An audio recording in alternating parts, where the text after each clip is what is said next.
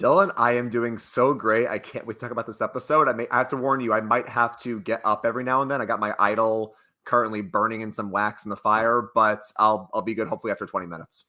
Yeah. So we could wait 20 minutes for that to burn, and then you'll be safe from the podcast. You could hop right out. Yeah, apparently, quick side note, I think Sabaya said in her exit press that they kept looking over like in the show, and then at one point Jeff's like, let's just wait a few more minutes. Let's just watch the fire because we're gonna keep they kept looking over at it. So Yeah. Well, speaking of all this, what an episode we had. Episode 3, Survivor 45. I mean, a lot of people saying this could have been the best episode of the new era. It certainly, if not the best one, it certainly was probably top 3. There was so much that happens, and absolutely outstanding tribal council. I feel like, in the addition of some new twists that worked out really well, I think also like, I think like Jeff and production, they've been trying to get this type of result of tribal council for a long time pre-merge the last few seasons, and it just has not really materialized outside of like maybe one crazy vote in 42 at the very beginning. But like this was wild. I mean, absolutely off the charts tribal council, and I can't wait to dive through it. yeah, Dylan, I mean, we'll get into it, but I can't, other than the example you just said when Jenny left, I can't think of a more exciting or more interesting new era tribal. I feel like tribals have been so boring for so long because of all the metaphors. But now Jeff's actually asking questions about tribe dynamics, and tribals have been a lot better. And I think a big thing we have to credit, Dylan, is the 90-minute episodes. I think Survivor has finally hit its stride in the new era. People are already saying this could be, if this trajectory continues, the best new era season. And I think 90 minutes are really helping with that. So we get to see where everybody stands. I think I know at this point in the season already where everybody stands compared to the other 4 seasons in the new era. So really hoping they continue with this trend and they finally figured it out, I hope. Yes, yeah, I completely agree. And let's get started working backwards here. So we'll start at tribal council since that was the main event of the episode here. Sabaya goes home in what was shocking. And I remember last week on this podcast, I was saying to you, I had Brandon in our fantasy league, but I took Brandon over Sabaya. And I was like, oh, that's so brutal. How could I do that? One episode apart voted home. That's just the way Survivor could go sometimes. So absolutely shocking vote out. It's funny because, it was like once they got to tribal council, when they started walking up to do the votes and stuff, it all hit me. I was like, you know what? I was like, they've been showing Caleb and Emily's relationship for a reason. I was like, that's not just going to come to a crash today. Like, there's a reason that they kept showing that. And it just hit me. I was like, oh my goodness, I can't believe what's about to happen if I'm correct. And I was, but for the entire episode, I was really faked out. I did not believe that Sabaya was going to go home until, like I said, until they walked up to read the votes and it hit me. I was like, oh my goodness. But what a wild tribal council. And it's funny because what I did know the entire episode is I knew Yellow Tribe, Lulu was going right back to tribal council because they were hinting at it so hard the entire episode. They put in that scene where Emily was like very confident at the immunity challenge. He's like, we're going to crush the challenge tomorrow and we're going to win like we just did the reward. And I was like, oh boy, not this again. So, I mean, look at it. Look, without a doubt, one of the craziest tribals of the new era, but also really good job by Caleb. And we spoke about this on previous podcasts about how good of a job he was doing socially. He said, Emily is all alone on the tribe. It always, it may seem like an easy vote down the road, and it may be an easy vote down the road, but why not keep that path open to a working relationship in case I need it in the future? And it paid off big time because Sabaya ends up wanting to make a big move way too early and wants to blindside Caleb. Caleb's able to get that information from Emily and able to make his decision to vote out Sabaya with Emily because he had that relationship. If he does not have that relationship with Emily, he may not be in the game right now. So I just want to shout out what a great, social player Caleb has been, and really good job by Emily as well. I have to give her credit because she was seemingly rock bottom after episode 1. I have said several times in this podcast that I thought she was completely toast. And it looks like, she does have a swap coming, and we'll discuss that in a little bit. So who knows if she'll get swap screwed or what will happen. But for her to get to this point with the way she did, with the Yellow Tribe losing all 3 times, and she's still standing there today, what a great job playing from the bottom from her as well. Yeah, no, there's a lot to break down with the dynamics of the Lulu Tribe. And honestly, I've loved this 3-episode arc of Sabiyah and Emily's relationship because it really has been a roller coaster where Emily targets Sabiyah and Caleb for having an alliance when they really don't. Almost creates a self-fulfilling prophecy where they end up aligning together and they don't trust each other. Then episode 2, they try to work together. Emily gives her the shot in the dark as a sign of trust. You think they're going to build something. Episode 3, they come back to camp. She's like, Sabiyah, did you end up voting? And then even after that, Sabiyah's like, I'm going to pull Emily in. And then Emily stabs her in the back and votes her out. It's been a really fun story arc to see their relationship. And I do give credit to Caleb for pulling her in. And I do give Emily credit for being opportunistic to try to take Sabiyah out there. And I guess, Dylan, 2 questions that I have about this tribal council, but also about the Lulu tribe as it stands is, number 1, I do think Sabiyah was trying to make a big move, and we can all say it was too early, but it sounds like Emily and Caleb were, really close out there like we saw, but Sean and Sabiyah were the actual close to instead of Sabiyah and Caleb.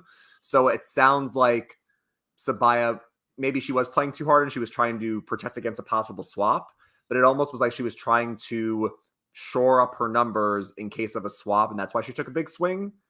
But the other question that I have is, when was the moment that Caleb decided to trust Emily? Because a great thing Sabiyah did in this episode, Dylan, was she was like, I'm going to tell Emily the plan is you, Caleb. So when Caleb hears from Emily, oh, Sabiyah's targeting you, he goes, well, she told me she was going to do that, so I don't think anything of it. So I need to wonder, in the moment at camp, did Caleb say, I put investment into this relationship with Emily, I'm going to trust her and go with her? Or do we think Sabiyah, burning this idol at tribal kind of signal to Caleb, maybe there's more here? Because if she's going to vote with us and we're all voting out Emily, why does she need her idol back? Why does she need her vote in this moment? I'm wondering, when was the moment that Caleb realized, I'm going to go with Emily here? Yeah, it was probably a sequence of things, right? I think a lot of people have said, and we spoke to former players in the past, and like you've heard former players talk on other podcasts, like when you are about to be voted out, like, or when you're going to tribal and, there's something weird going on, it's like, you could kind of feel that people are acting. A lot of people say you could kind of feel that people are acting a little weird. So it's like, I think Caleb probably realized that Sabiyah was maybe not acting normal. And then, I think you make a great point. Like, her running to burn the idol right away. It's like, well, why were you rushing to do that? Like, just to get your vote back if it's going to be an easy vote? Like, it definitely had to have set off red flags. And I think it's a major reason why this ends up happening. And he ends up trusting Emily. Yeah. And I think to do a quick eulogy on Sabiyah while we're still, at the tribal council is, look, obviously we're still really fresh from this. Maybe opinions will change, but I do think she actually was a pretty good player. That's why I had her. You're like, oh, I took Brandon over Sabiyah. Yeah. Guess who had Sabiyah? But I really do think she had the mark of a good player. I really think, I'm not going to say she was like twist screwed because clearly she made some mistakes, but I do think she had a great mind for the game. And if we ever do a second chance of the new era, I would love to see her come back, because I think she did a pretty good job covering her tracks, trying to get Caleb off the scent. And she was really locked in with Sean. So I really do think she had a lot of good instincts. One thing we have to be fair, though, is that when Austin opens up the, what is it called? The succession advantage or the sacrifice idol, he gets to look at that at camp and kind of think about it. She has to make a decision in the voting booth because she thinks, I'm going to burn the idol, get it back, and get my vote back. She opens it up to read, oh, I got to decide right now if I'm going to use the shot clock idol tonight, or do I hold my vote and save it for the merge, etc.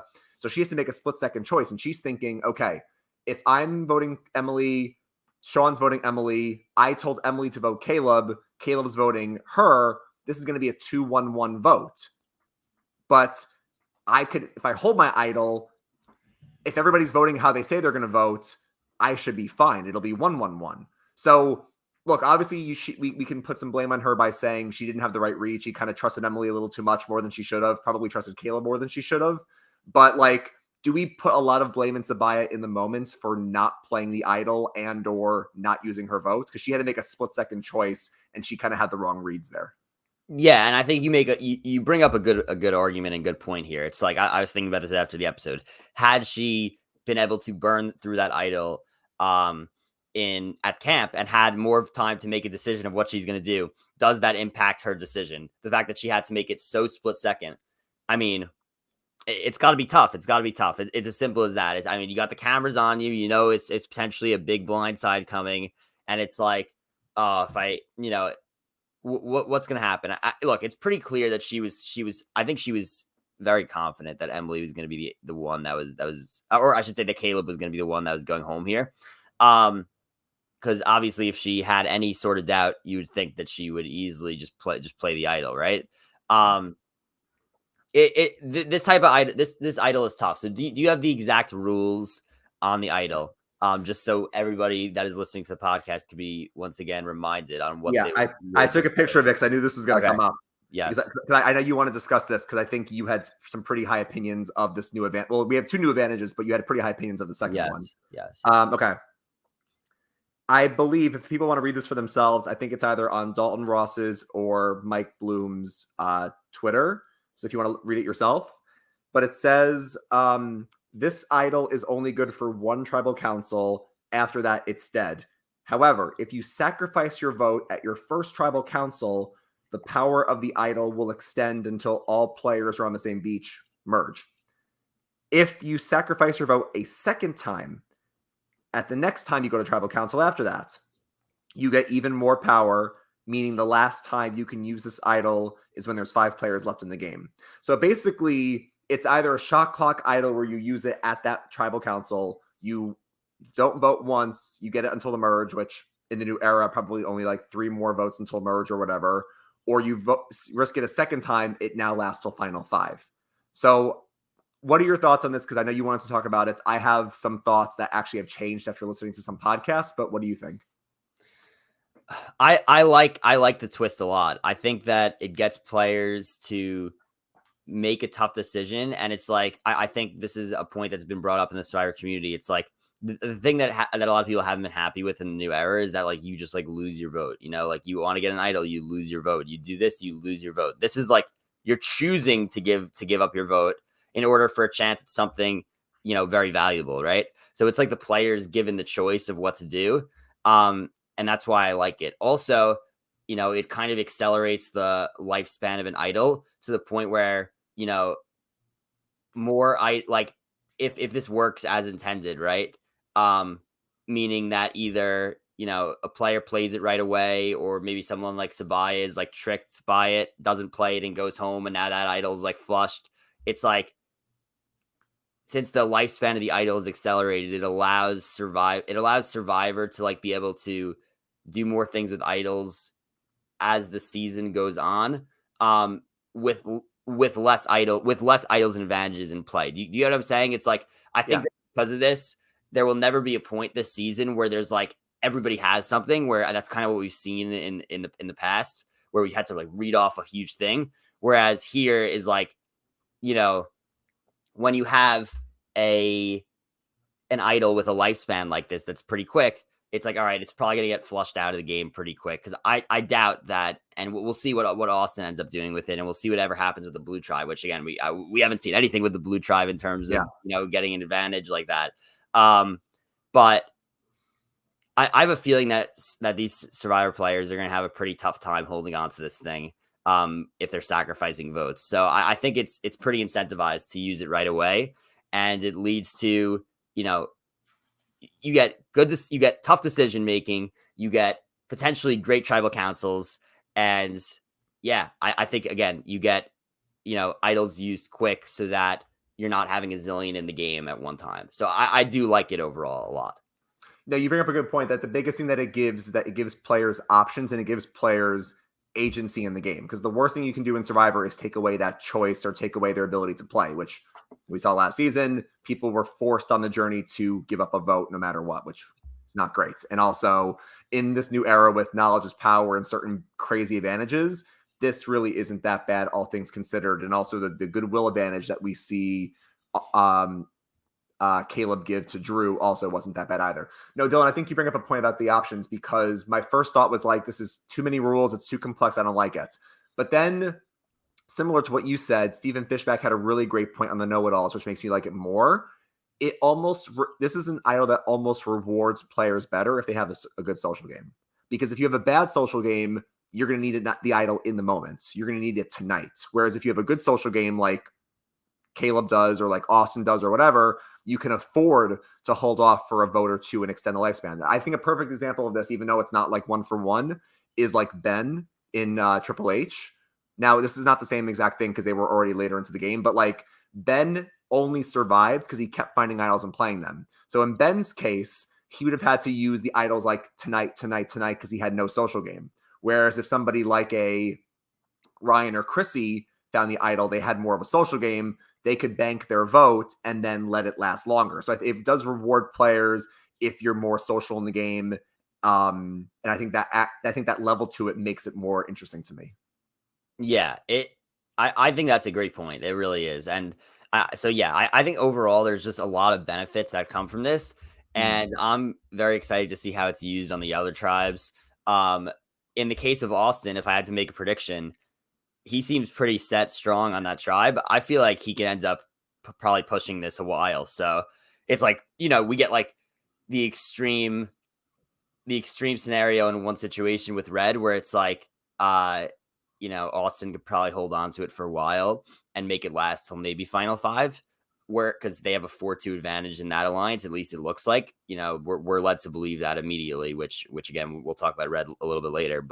And then you have like Sabaya's case where she's going home tonight. She has to use it. But then again, she doesn't use it because she doesn't see it coming. So it's like we get two ends of the spectrum of like what players need to do.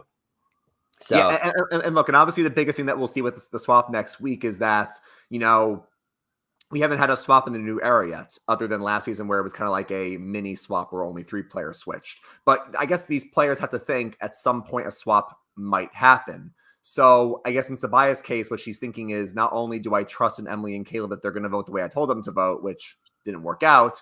I guess in her mind, and she was correct, if a swap is coming and Lulu's down in the numbers, I'd rather have an idol in my pocket in case we need to use it. Let's just say Caleb goes one way, Sean goes another way, I go another way. I'm outnumbered by Bello 4-1. Or worst case scenario, I end up on the Red tribe with the alliance of 4. I'm going to need an idol. So I think that's another reason why she banked it. But again, this is where Survivor loves the whole risk versus reward thing. So yeah, I think it's in someone like Austin's case, you have a solid 4-person alliance with Drew, D, and Julie. Unless the swap really splits them up, I think you can bank on Austin like at least holding it for 1 vote. Yeah, I guess that's a good point. Is I was talking about that, but meanwhile the swap is coming. But he does have at the same time, even with Austin, getting broken up from that 4, you'd assume since there's only 3 tribes, he's going to end up with at least one of them, probably, hopefully.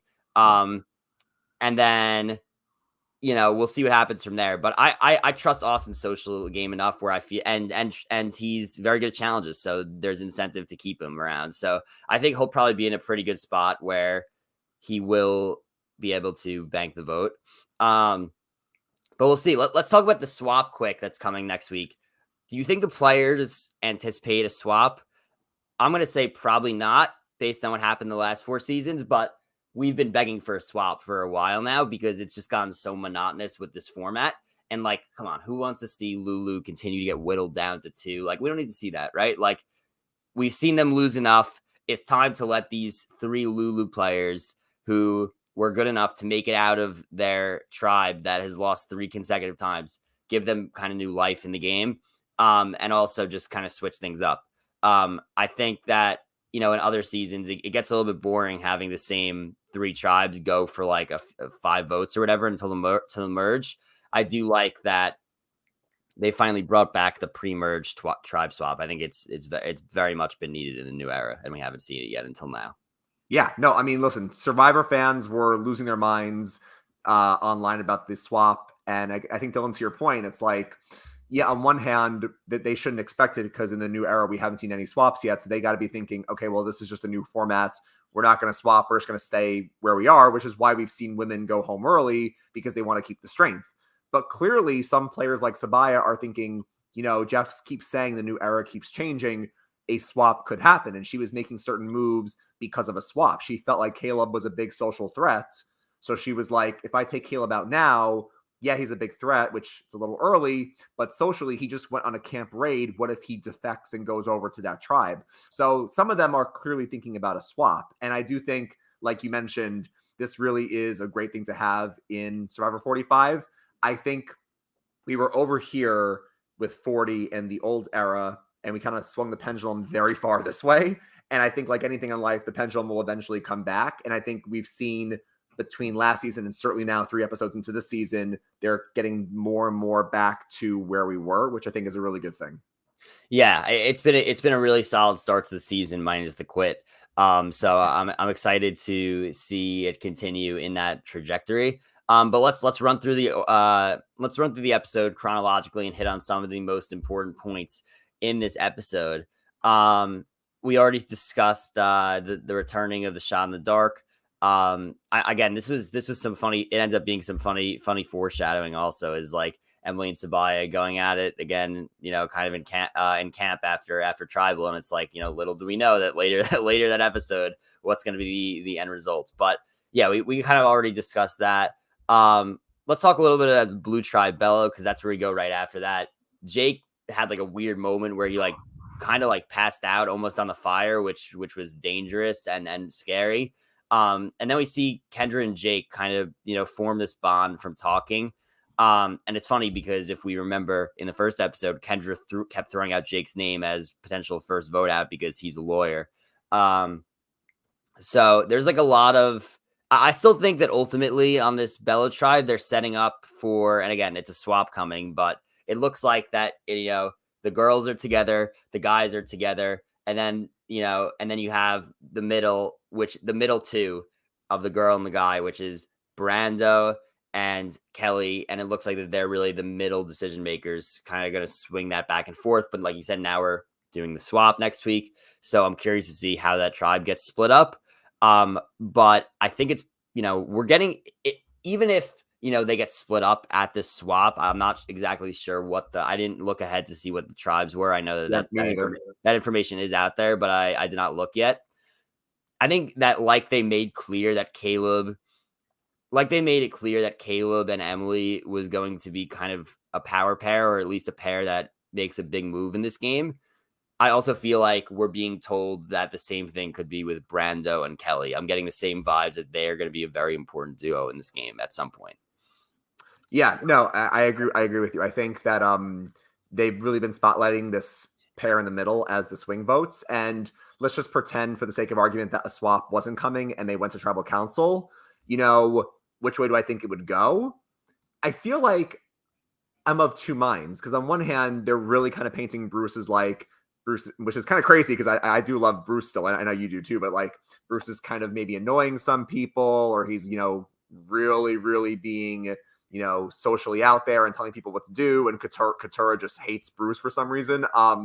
So it makes you think, well, will Brando and Kelly swing with the girls and take out Bruce? But I feel like what we've been seeing is Katurah is like the only person who just keeps bringing up Bruce's name. I almost wonder if it's like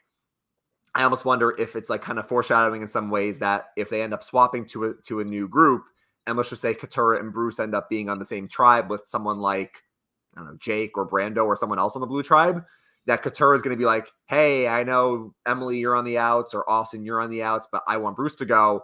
I could see this actually falling back on Katurah if she keeps pushing too hard, especially if Bruce catches wind of this. So I actually, even though I'm excited for the swap, Dylan, I kind of wanted to see this group go to tribal council to see which way Kelly and Brando would swing. But if I had to guess, I feel like even though it sounds like Bruce might be the biggest name out there, it could actually end up falling back on Katurah if she ends up in the wrong number situation. Yeah, I always got a sense that Katurah was the bottom on the girls' side and that Bruce was the bottom on the guys' side. So I don't know what would happen, but I do like your theory that Katurah's fatal flaw may be being too fixated on one target or one player being voted out. So we'll have to see how that storyline wraps up. But let's talk about Reba, the Red Tribe, who also we've been, and again, shout out to the 90-minute episodes and shout out to the way that they're editing the season. We are very much in the know of what is going on this tribe. there's a very strong 4 alliance here between Austin and Drew, Julie and D. And I say it like that because Austin and Drew are like a pair, and Julie and D are a pair. And it looks like them 4 are a very strong 4 with Jay and Sifu on the outside, who the 2 players we really haven't heard much from at all on this season are Jay and Sifu. But we had some funny moments here on the Red Tribe where we had Austin and Drew looking for an idol based on the clue, the flag clue. And then Julie and D basically caught Drew, and Drew was like trying to scramble out of it. And then finally, like, they come clean and saying like, yeah, they were looking around there because they saw Sifu looking around there, which was a lie, but it was a lie to an extent. But this was such a funny moment because ultimately D and Julie find the idol, and they didn't have to run back to Austin and be like, hey, we found it, like, here it is.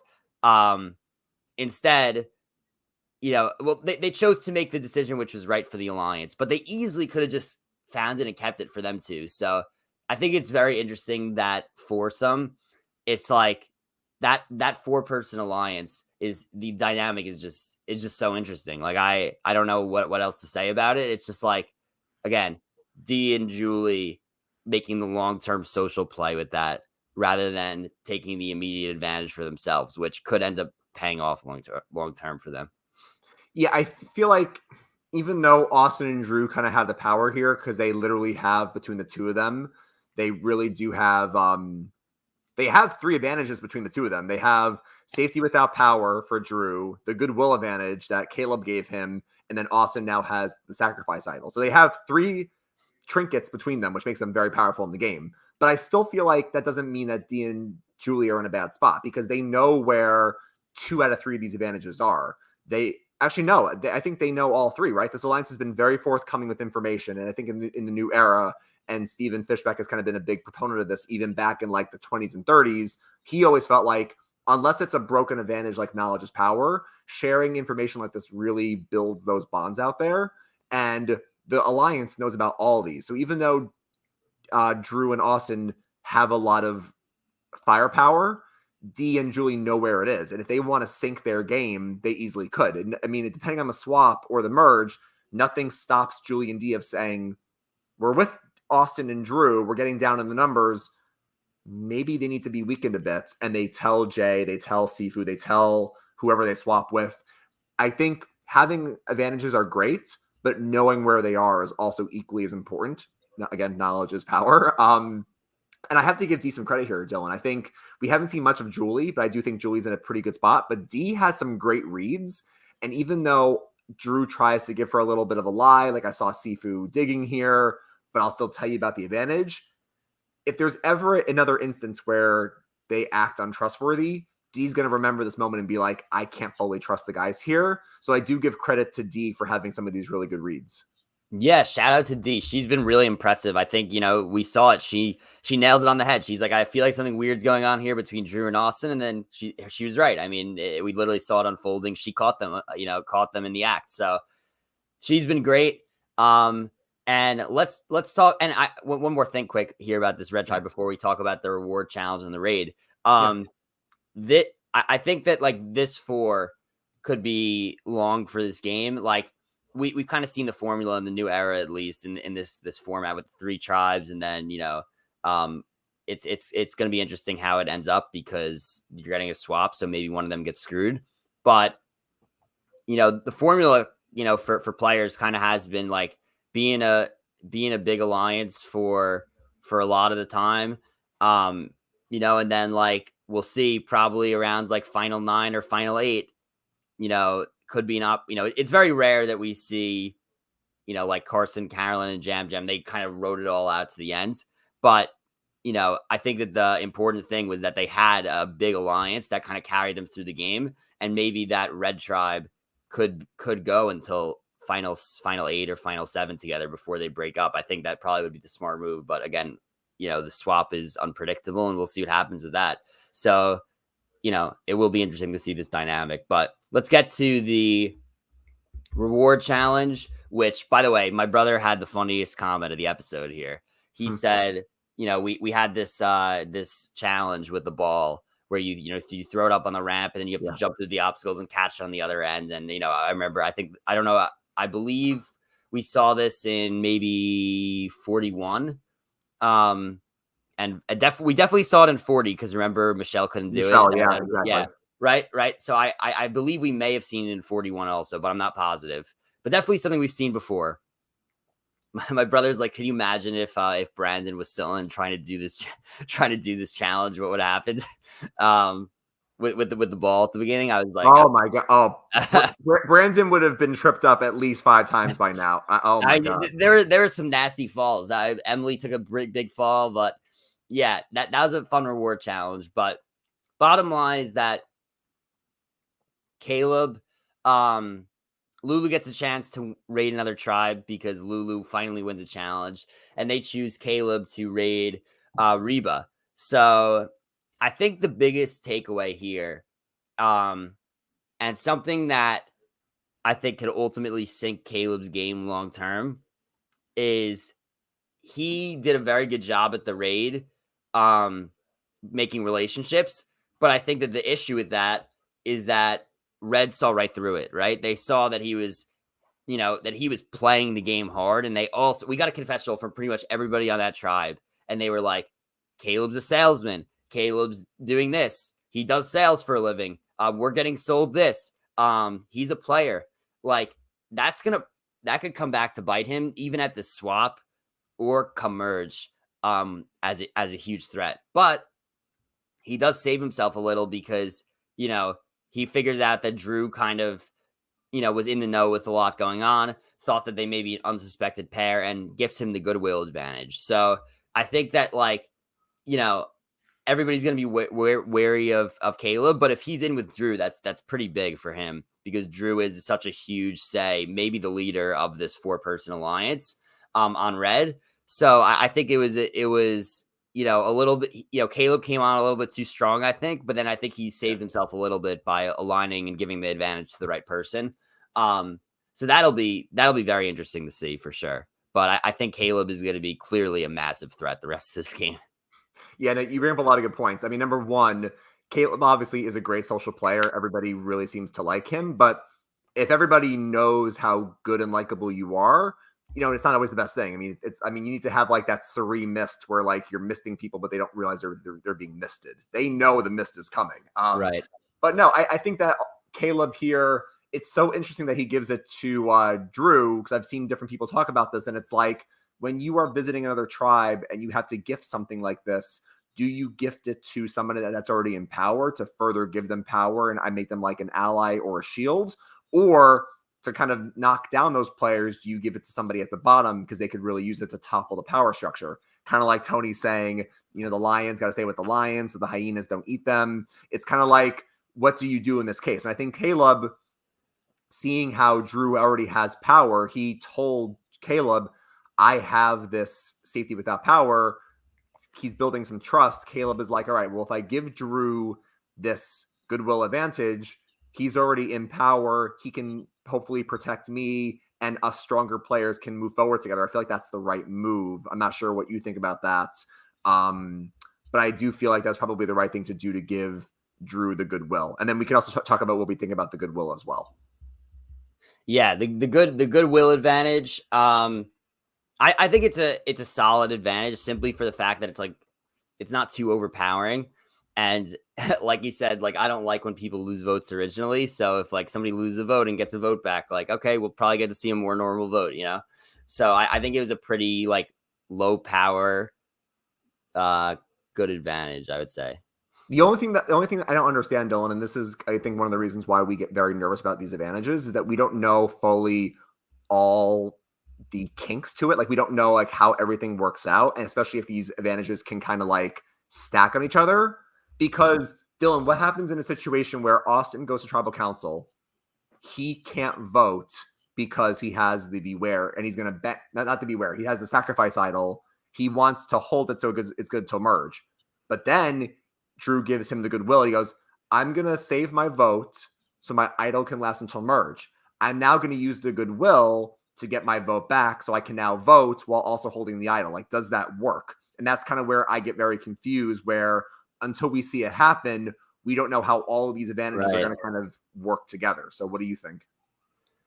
I'm going to guess that, so it is interesting. I'm going to guess that you could, no, I'm going to guess that you actually have to not vote in order to extend the idol, and that the goodwill cannot be used on that.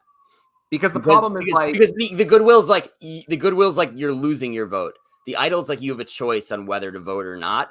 I think the goodwill is for like if you go on a journey and you have to play the game and you lose your vote because of that, because you lose the game, then you get your vote restored. I don't think that you could like you'd be like, I choose to sacrifice my vote, but I'm going to use the goodwill. I don't think that works, but we'll see. It may work.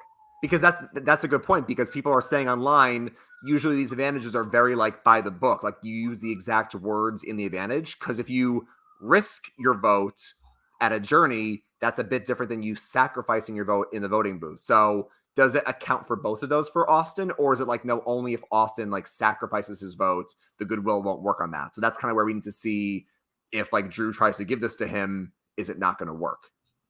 Yeah. I'm skeptical that it'll work in that situation, but we'll have to see. All right. Anything else? We didn't talk a lot about the immunity challenge, but I mean, it was kind of the same old story. I will say, Lulu getting destroyed. Did you like the music? Because I thought that was a great touch. That Lulu basically, it's kind of like Charlie Brown in the football, where it keeps just getting pulled away from them. Where it's like Lulu. We've had 5 challenges, by the way, 5 challenges so far, and Lulu has only won 1. Reba's won all 5, and I think Bella's won like 4 out of 5, or maybe 3 out of 5, whatever. Point though is that they finally get a win in the reward challenge. There's no puzzle. They finally get a win. They're so excited, and then they have a lead in this challenge, and they end up losing again. And instead of like the intense music where Jeff's like, "We're fighting for second place," you get like the really sad, somber music, and it's like they just can see the thing like slipping out from under them again. And the music was a great touch here. Even though we knew Lulu was going to lose, I just love seeing like the look on their faces is like, we just lost again. Yeah, to be honest, I didn't love the music, because I was like, I know a lot of people liked it. I was like, you know what? I don't feel that bad. Like, they're just terrible challenges. They're terrible. Like, I was like, they're not just like terrible. It's like, it's not like they lost in, well, I should rephrase. They lost in heartbreaking fashion, but they didn't lose in like heartbreaking fashion, like last minute loss. Like, they got destroyed again. I was like, you got to be kidding me that they were so bad. Easily one of the, if not the worst challenge performing tribe maybe ever in the history of Survivor. Like, it was bad. They didn't just lose every challenge. They got blown out in every challenge. Well, so Dylan, yes, this begs the question, like, we have to go back to the start. Was this fair? Because it almost seems like they were outmatched from the start. The only thing I can think of is like, they probably thought Caleb, with his strength in Sabaya, they could do the physical parts, and Brandon claimed he was good at puzzles, and maybe they thought Hannah was good at puzzles too. So maybe they thought it was somehow fair. But you look at this now, 3 episodes in, this was not even a fair fight. This was kind of like bringing a water gun to a pistol fight. Like, these tribes were not matched up evenly at all. Yeah, I think that's a fair point. But like, you know, at the end of the day, like you said, you know, the puzzle people had no chance. Like, they had no chance in the puzzles anyway. So it was interesting. But I'm trying to think, do we have anything else that we want to touch on this episode? No, I mean, I think we could touch on everything. I think the last thing I wanted to just say was I really do think the Lulu dynamics were just so interesting, because while Caleb's out on the raid, this is where Sabaya has these thoughts. And even though the show is telling us that Emily and Caleb are getting closer, I don't think maybe even we knew how close they were versus how close Sean and Sabaya were. And it almost felt like a 2-2 split there, because there was even a secret scene where I loved in the beginning of the episode, Dylan, where Emily is like questioning if Sabaya voted with the advantage. And then there's a great secret scene where Caleb and Emily are talking, and Caleb is like, all right, that's a good read on your part, probably not the best social thing to say that out loud to Sabaya's face when she already doesn't Yeah. like you.